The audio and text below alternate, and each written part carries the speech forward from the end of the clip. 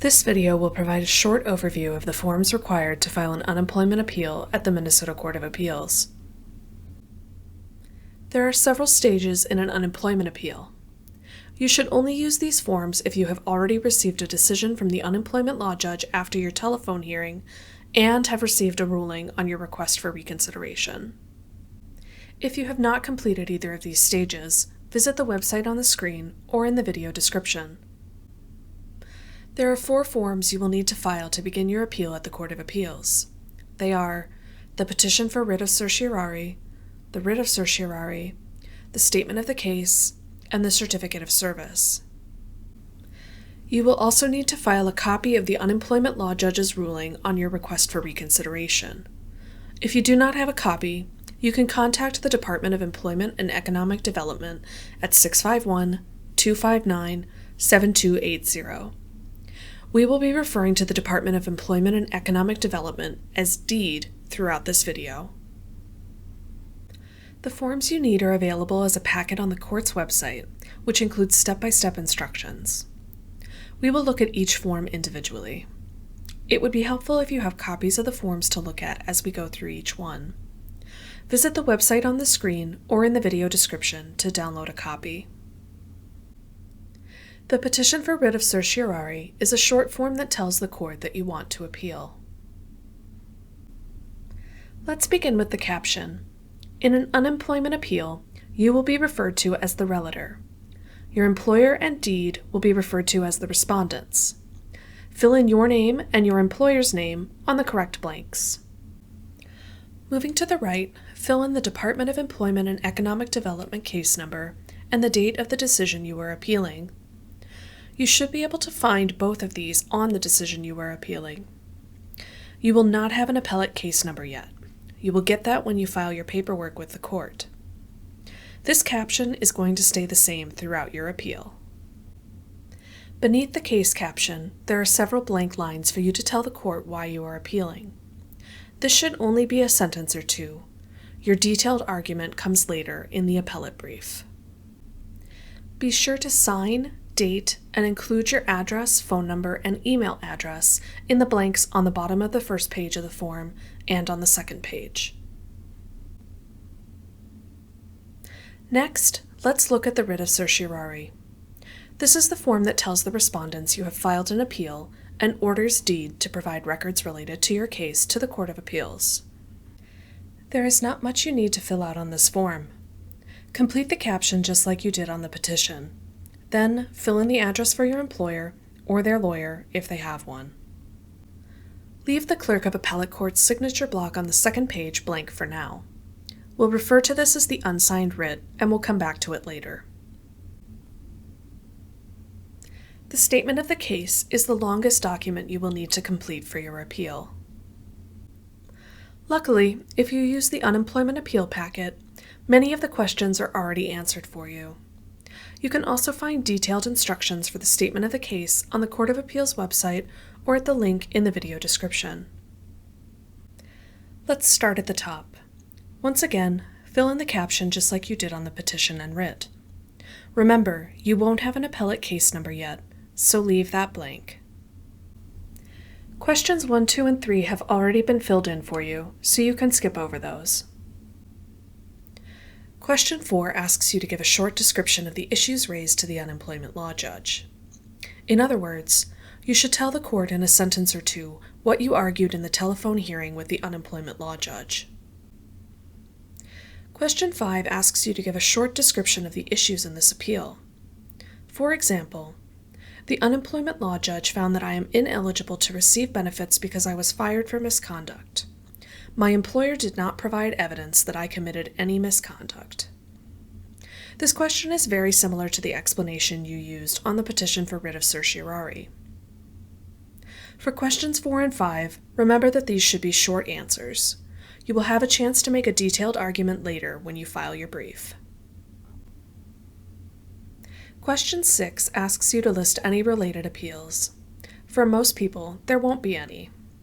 If that is the case, write none. If you have other related appeals, list the file number and party names. If you aren't sure whether question 6 applies to you, You can find a detailed explanation on page 4 of the Statement of the Case instructions.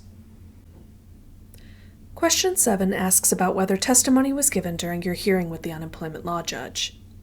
If you or your employer gave the unemployment law judge any information, you can mark yes, and a transcript will be given to you and to the court.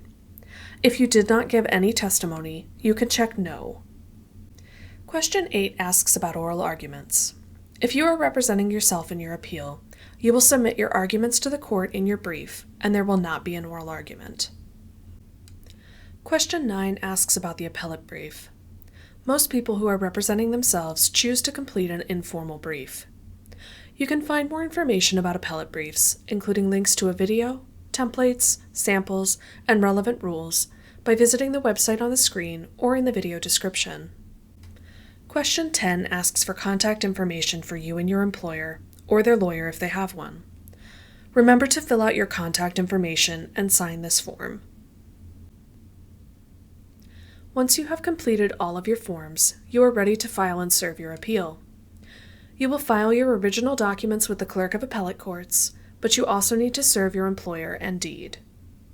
To do that, you will need to make copies of your documents. Here's what you will need. You should make 3 copies of the petition, 3 copies of the writ, and 3 copies of the statement of the case. You should also make 3 copies of the unemployment law judge's order ruling on your request for reconsideration. Separate the originals into one pile. You will file the originals with the Clerk of Appellate Courts, along with a copy of the unemployment law judge's order. Separate the other documents into 3 sets, with 1 copy each of the petition, writ, statement of the case, and unemployment law judge's order. You will send 1 set to deed and 1 set to your employer. You should keep the 3rd set for your own records. Now that you have completed your copies, you are ready to file and serve your appeal. You must file and serve your appeal before your deadline for it to be considered.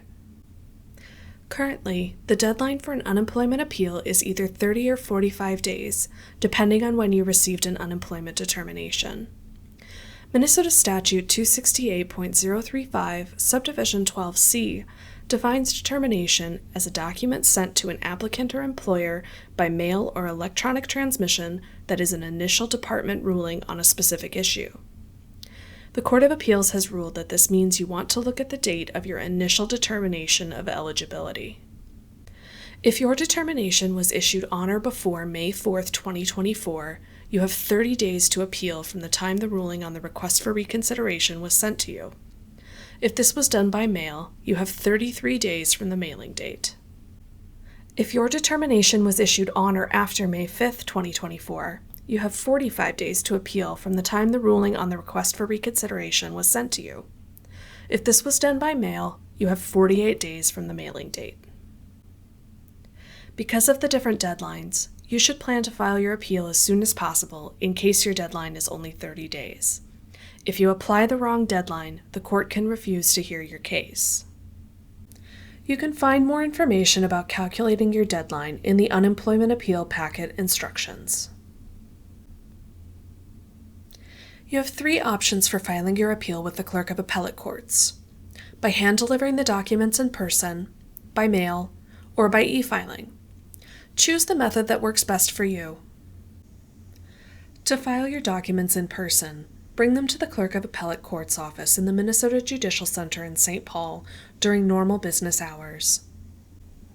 To file your documents by mail, send them addressed to the Clerk of Appellate Courts with correct postage. Your appeal will be considered timely if you mail it by your deadline with the correct address and correct postage, even though it won't arrive on that date. You also need to serve the other parties by your deadline, or your appeal will be considered late. Service is simply making sure that the other parties in the case receive a copy of whatever you file with the court. The most common way people representing themselves serve documents is by mail. You will need to serve your employer and deed with their own set of the documents you copied earlier, and you will need to give the court proof you did this. The Unemployment Appeal Packet includes 3 partially completed certificates of service.